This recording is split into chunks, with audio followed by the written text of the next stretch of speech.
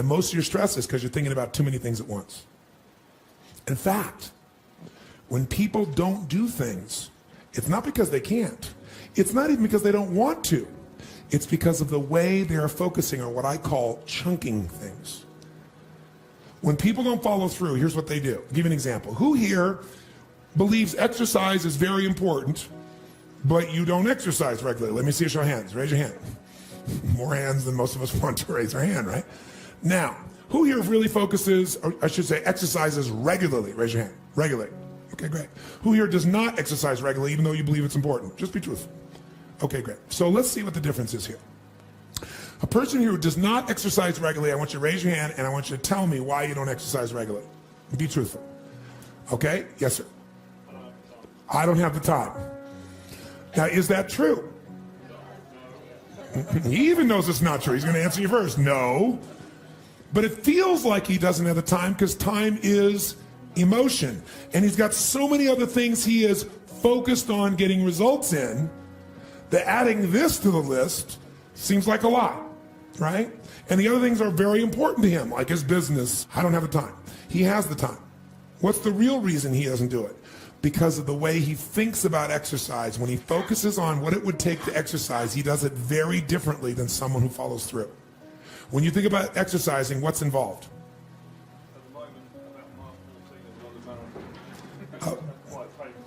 Okay, he starts thinking about, I got to get to mile 14 of the London Marathon, and that even the thought of trying to get to the 14th mile, much less the 25th mile, is like beyond my imagination right now. So he is what I call over-chunked. He's not thinking about what he wants, he's thinking about what's painful. You just saw a perfect example. He's not even thinking about victory or succeeding. So the chance of him following through on something that he associates major pain to, when he can do something else right now he can feel competent or successful at, his chances of following through are very limited. How many of you follow that? Say I. His focus is on failure. His focus is on pain. That's why he isn't following through. Okay? He's also focused on the 14th mile of a marathon rather than today's workout. Which one seems more daunting to you? So when you think of what it, and here's also what he's thinking about. He's thinking about the process, not the outcome or result he wants. And when you think about what it's going to take to do something, usually it takes a lot and you're not going to want to do it. So he's overchunked himself. He's trying to eat the whale whole without taking any smaller bites. And it seems too big for him, so he says, well, I'll do it when? Later. As my Australian friends would say, later. Right? And of course, the problem with doing it tomorrow is when you get to tomorrow, tomorrow is today, and tomorrow never comes. So, and you keep promising yourself. By the way, what does this do to you emotionally when you keep breaking your own promises with yourself? Or you keep failing to do things that you know are important? Does it increase your level of certainty and confidence? No. What it does is it erodes it. And when you erode confidence in one area, believe it or not, it affects the other areas too. Do you believe me on that? Don't believe me. What about your own life experience? Maybe not one area, but it starts to be multiple areas. It sure does. Another reason why somebody doesn't exercise or do anything is because they don't just chunk it too big, they chunk it in too many details. I'll give you a perfect example. So I asked somebody one time, I said, okay, how important is exercise? Oh, exercise is extremely important. Really? Okay, good. And tell me, why don't you exercise regularly? Well, I just don't have time. Okay, everybody gives that answer. That sounds wonderful. So tell me though, don't tell me about how much time you don't have. Tell me this. When you think about exercising, what do you think about? Which is a way of saying, what do you focus on? And so this woman says to me, well, my gosh, I mean, what do you mean what do I think about? Well, let's say I said to you, you got to start exercising and I'm going to put a gun to the head of your children and I will do very horrible things and hurt them badly if you don't exercise. Could you do it? Oh yeah, I could do it. You know, if some mafia person came here and said, I'm going to kill your children if you don't exercise every day, how many think you could find a way to exercise every day, no matter what your time constraints may be? So remember this. Remember this. Change is never a matter of ability. It's always a matter of motivation. I'll say that again. Change is never a matter of ability. It's always a matter of motivation or drive, having strong enough reasons. If you got a strong enough reason, you could figure out the time, couldn't you? So the biggest part of life and time management is knowing what you want and having enough reasons to follow through. But there is one more piece. If you make enough reasons to follow through and you know what you want, but you make the task overwhelming, you'll be overwhelmed. So I said to her, forget what I said. Let's just say you're really going to start exercising. You're going to do it regularly. How would you do it? What's involved with exercising? What's involved with exercising? What do you focus? She goes, well, if I was going to work out regularly, I'd have to find a club to join. I said, okay. Well, so then what? She goes, well, you want to know the whole process? Yes. Tell me the whole process of what it would take to exercise. She goes, oh my God, I'd have to get on the web and search for like all the exercise places around my home. And then I have to look through those and see which one is probably closest or which one is, probably nicest.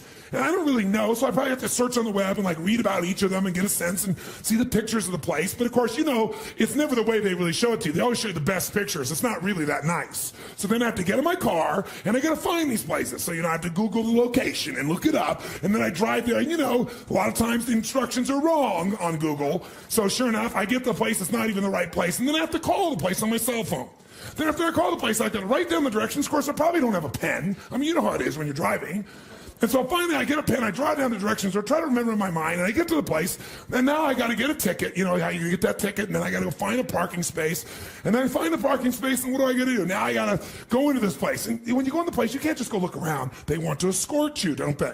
Some salesperson wants to escort me, so I got to go with the salesperson. They walk me around, they show me the locker room, and they show me this, and they show me that, and they show me all the stuff. And then let's say I want to even buy it here. I can't just give my credit card. They want me to fill out a little application. Like I'm 2 years old again. I'm in high school. Oh, come on, give me a break. And then I fill out the application. I got to pay them. And then they want to sell me a 10 million year membership. And I just want to try this for 6 months. And then after all that, then they want to take a picture that looks worse when you take it than your driver's license. Plus, after that, now what I do? Now I got to flash the card, go into work out. And what I got to do to work out? I got to take off all my clothes and I got to hang them up in this tiny little locker where my stuff doesn't really fit and it's going to get wrinkled and I know it's going to fall off and it's going to get wrinkled. It's going to be terrible. And so let's say now I do that. And so I go to the first station. I got to figure out which station to go to. So now they probably want to give me some trainer who's going to tell me what to do. But let's say I do it on my own. I go to the first station, somebody's sitting, some sweaty, smelly person who gets up and they got sweat all over. So now I got to take my towel and I got to wipe it all off. And then I got to adjust the weight. And then I don't know what the right weight is. I got to adjust it again and get the hassle, figure out how to adjust it. And then I finally do my exercise and then I got to wipe the thing off. And then I got to go find the second station and maybe there's somebody there. Maybe it's all sweaty and I don't know the numbers. And after I do all these ones, station after station after station after station, now I got to go to the locker room and take off my sweaty clothes, which I'm going to put in a bag, which I know is going to stink up my car. And then I got to go in and take a shower, and maybe I'll first do a steam room or something, but then I'm going to see body parts of other people I don't even want to see. And then I got to go and I got to do my hair and I got to do my makeup all over again. Got to start all over my makeup, do the whole thing and all these little pieces. And then I got to put on my now wrinkled clothes. And now I can't even just leave. I got to go to the front and I got to get my ticket stamped so I don't have to pay for it. Then I got to find my car, which I forgot where it is. And then I got to show it to the guy and then I drive out. That's what it takes to work out. Well, what does it take to eat? Just do it. What do you mean just do it? Well, I don't know. What kind you want? Italian. Okay, I know 12 places. Let's go. Well, what do you mean? See, eating is one chunk. Exercising is 3,229. Where every little step of what I got to do, I think about all the consequences and the elements and the pieces. And that's why they don't do it. They're over-chunked. What you focus on, you feel. What you feel, you are moved to somehow actuate. Change your question, change your life. When it comes to planning your life, I want to get you to learn to ask 3 questions now. And the first one is not, what am I going to do? And how many understand why now? Say I. The question you want to ask yourself is, what do I want? What's my outcome? What's my result? The word RPM, the first one is to get you focused on the target. The target is not the activity. The activity can change. It's what's the result I'm after. If you know exactly what it is you really want, what you desire, what you're really after, clarity is power. The more clear you are on specifically what you want, the faster your brain can get you there. But if you're generally saying things like, what do I want? Well, I want more money. Fine, here's $1, get out of here. Did you achieve the outcome? Yeah, when you're that general, You think you're not getting your goal, you are. The way you language your goal, the way you think about it, you're receiving it. I want to feel a bit better. I want to lose some weight. Fine, you lost a pound, you're done. Because your brain's like a servo mechanism and a bomb and a missile. The old days, you shoot a missile and the target was going, and if you missed the trajectory, you missed it. Today, what happens when the missile's not on course? What happens? It locks on the heat signature, and what does it do? It moves and follows it. That's the way your brain is if it knows the outcome, if it knows the result. So RPM starts with, I got to know the result. This is a results planning system. The rapid planning method, but you can think of it as a results planning system. I need to know the result I'm after before I ever ask myself what to do. That takes more time, but it's worth it. Now, for time's sake, I'm not going to do this with you right now, but I'll tell you what I do when I've taught this to people and I've got a full weekend to do this in. Just give you a picture. If I asked you right now to write out your name, your full name. Now, some of you abbreviate your signature, but write out your full name in cursive. Go and do that one time. Write out your full name in cursive. I can't even use the word cursive. Is that really the word people still use? It means in handwriting, I guess, but in cursive. Just write it out full name, because you can do this later on. Now, if I had you get with a partner, and you can try this later if you want. I'm just going to tell you because I don't want to take the time because we have such limited time today. And I have your partner say to you with a stopwatch here, okay, ready? And I go, go. And you write it out. And you tell me when you're done. I go, stop. And I write down how long that was. So let's say you wrote out your signature and it took 5 seconds. And they say, ready? Write it out. Ready? Go. You tell me when you're done. Stop. And I write down 5 seconds. I have to do that 10 times. You'll find in the beginning, you'll be, let's say, 6 seconds. I'm making it up. Everybody's signature is different. And you probably might get down to as little as 5 seconds. If you have like an iPhone, you could do it as a digital stopwatch. You could see the milliseconds. Then I say to you, I want you guys to write every other letter in cursive. In other words, you're going to write half as many letters. How long do you think it would take to do it? Half as much time? Most of you will take twice as much time in the beginning, and then eventually, what's interesting is, if I do it 10 times, and the last 2 or 3, and this makes no logical sense, and again, I don't want to take the time to have all of you do this 10 times, 10 times, 10 times, but you can go do it on your own. I'll just tell you the result. In most cases, even though you're doing half as many letters, you cut it by 2/3 the time. There's something happens when you break an old pattern and you do it fresh. Your brain over the years has learned ways to move more rapidly since when you did your original signature, and you'll do it in 1/3 the amount of time. It'll take twice as much at first, and then it'll cost you 1/3 amount of time. Now, let me tell you why I'm telling you this. The system I'm calling the rapid planning method, by the time I show it to you, you're going to go, this takes more time than just making my to-do list. It will. When? When will it take more time? When? Initially. But once you get it in your nervous system, it'll take you less time because your brain will be thinking in outcomes and not activities. And when you think in terms of outcomes and not activities, pretty soon, some of the activities in your list you don't even need to do to get the outcome. You find a better way to get the outcome quicker. Now, how do you do that? Yes, 3 questions. Question 1, what is my result? What is my outcome? What is it I really, truly want from this? If you're going back next week, and you say this next week, what are the most important what? Outcomes for me to get this week in my business? And you just write those outcomes out, not your action items, the outcomes. If you do that and nothing else, you'll be ahead of the game. And if you just keep looking at those outcomes every day, how am I doing on that outcome? Your brain will come up with ways to get to that outcome. I promise you.